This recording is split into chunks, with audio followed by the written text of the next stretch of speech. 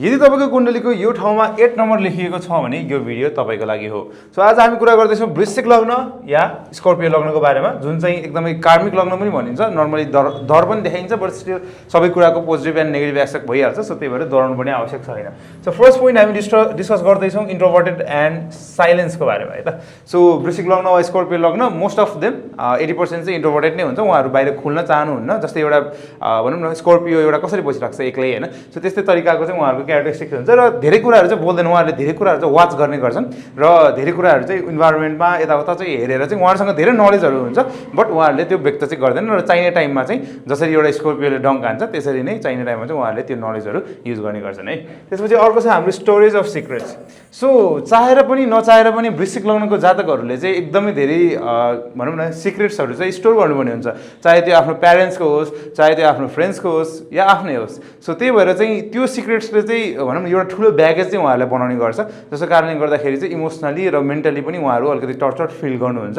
But still त्यो चाहिँ तपाईँको कर्तव्य नै हो गर्नुपर्ने। सो त्यही भएर चाहिँ त्यसमा चाहिँ धेरै तनाव नलिनु होला र नचाहिने इन्फर्मेसनहरू चाहिँ तपाईँले धेरै कलेक्ट नगर्नु होला, जसको कारणले गर्दाखेरि चाहिँ तपाईँको इमोसनल हेल्थ एकदम राम्रो हुनेछ।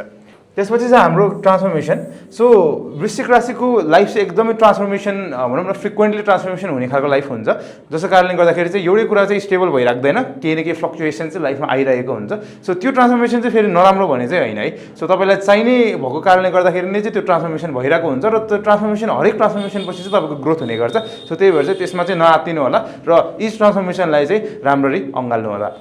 सो त्यसपछि चाहिँ हाम्रो इन्ट्युसन र स्पिरिचुअलिटी।